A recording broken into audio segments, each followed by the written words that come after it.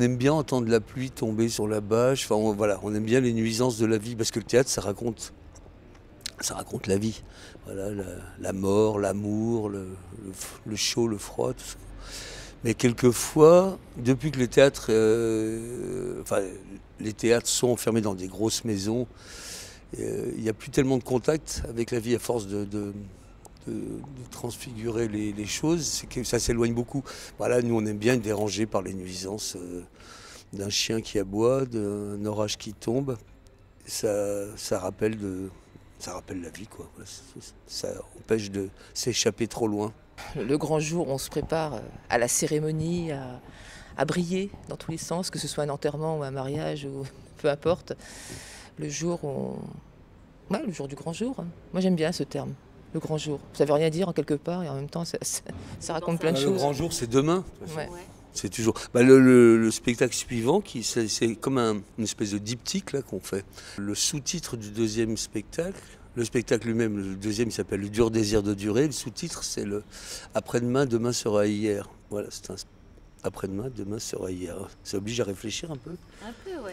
C'est un proverbe tzigane, voilà, mais c'est joli parce qu'en même temps, ça peut être vu de plein de façons et ça, c'est une espèce de petit vertige sur le temps. Voilà, le langage de Dromesco, c'est beaucoup dans le. Enfin, ça parle dans l'onirisme, dans l'absurde, par le surréalisme. Voilà, c'est un langage très, très, très, un peu surréaliste pour parler de choses très simples de la vie, quoi. Voilà, on prend.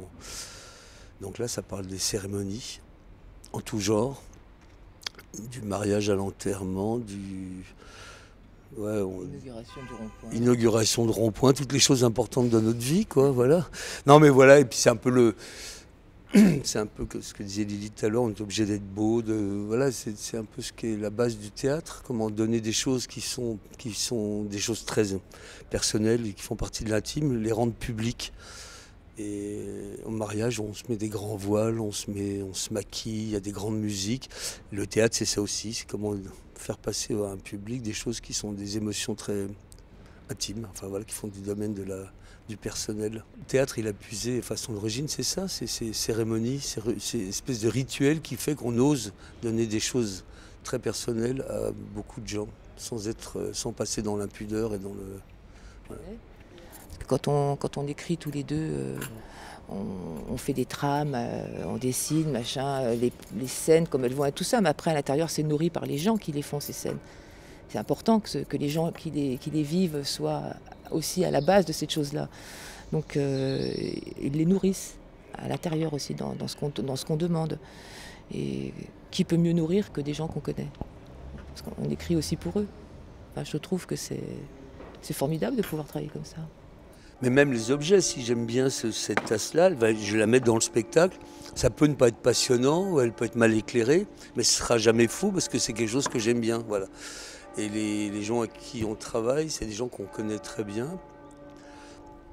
Du coup, c'est une vraie, voilà, c'est une vraie intelligence quand les choses se fabriquent, voilà, se font. Nous, on raconte pas d'histoire. On met des points, c'est un peu comme.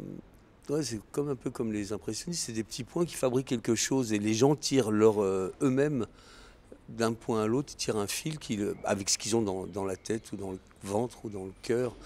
Donc s'il y a 300 personnes, il y aura 300 histoires différentes. Mais c'est un vrai plaisir, hein. Je dis ça, c'est pas le jour du grand jour, sans parler de la suite, mais le jour du grand jour, pour nous, on est excités d'arriver à la semaine prochaine. C'est un vrai plaisir de convier les gens à partager ça, quoi.